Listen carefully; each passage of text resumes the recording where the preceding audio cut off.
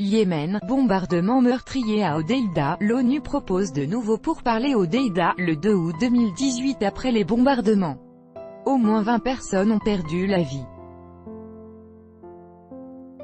Abdo Haider, AFP. L'ONU a proposé jeudi 2 août 2018 des consultations sur le Yémen, et a invité les parties au conflit à se réunir le 6 septembre prochain à Genève pour tenter de résoudre un conflit qui provoque la pire crise humanitaire au monde, avec 10 000 morts en 3 ans et des millions de personnes au bord de la famine, toujours selon les Nations Unies.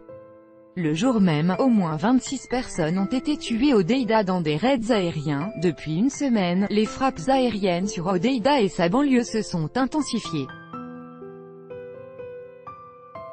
Ce jeudi vers 18 h, il y a eu 2 raids aériens qui ont touché le marché aux poissons de la ville et 1 ou 2 raids ont touché l'entrée principale de l'hôpital public Al-Togra, qui se trouve non loin du marché aux poissons, rapporte Jolien Veldevik, directrice adjointe de l'ONG CARE au Yémen, jointe depuis Sanaa par RFI.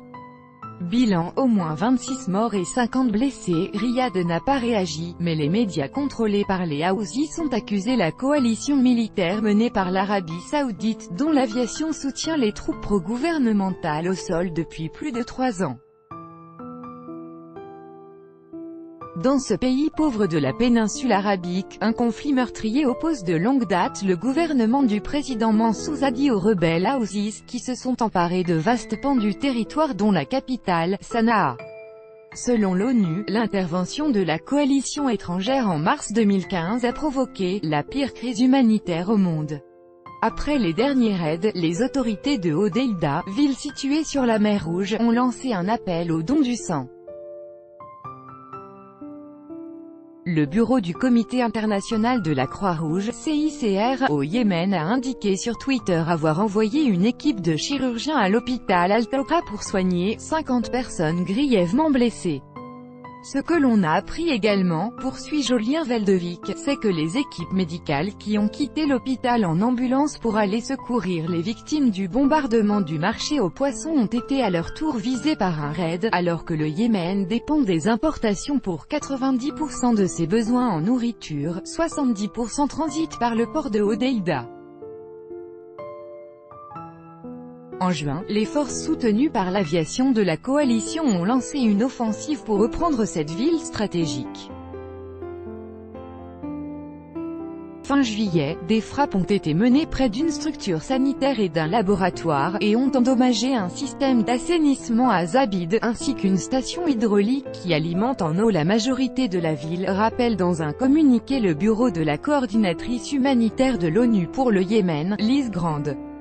Écoutez sur RFI, les enjeux de la bataille d'Hodeïda, décryptage. On estime que seulement 40% des infrastructures sanitaires environ sont en état de fonctionner, mais Hodeïda dispose toujours de quelques hôpitaux militaires qui peuvent traiter ce genre de blessures, précise Jolien Veldevik, chez CARE.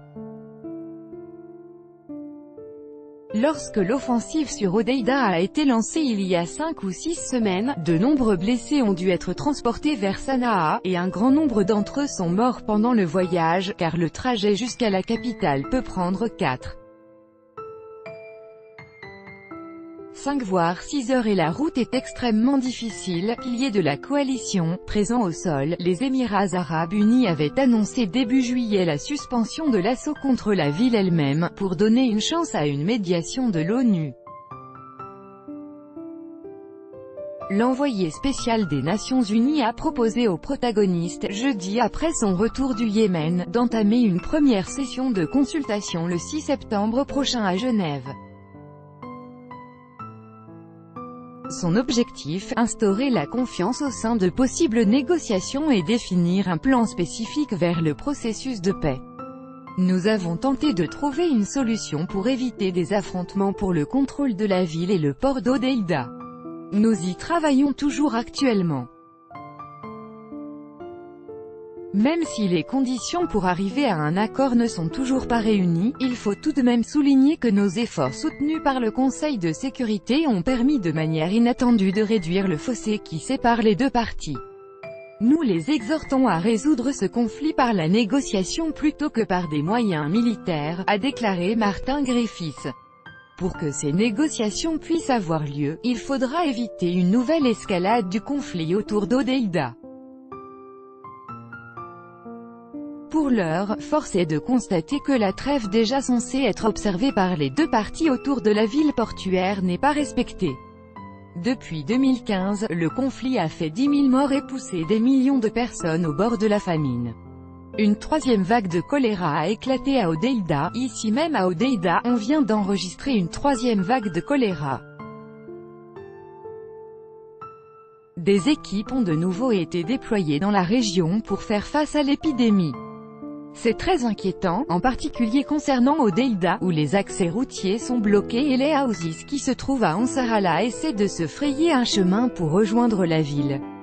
Si l'infrastructure sanitaire et les systèmes d'approvisionnement en eau sont détruits, cela pourrait avoir des conséquences désastreuses, car l'épidémie de choléra se propage très vite. Jolien Veldevic, de l'organisation CARE, jointe à Sanaa par Yelena Tomic 3, 8, 2018 par RFI. Écoutez.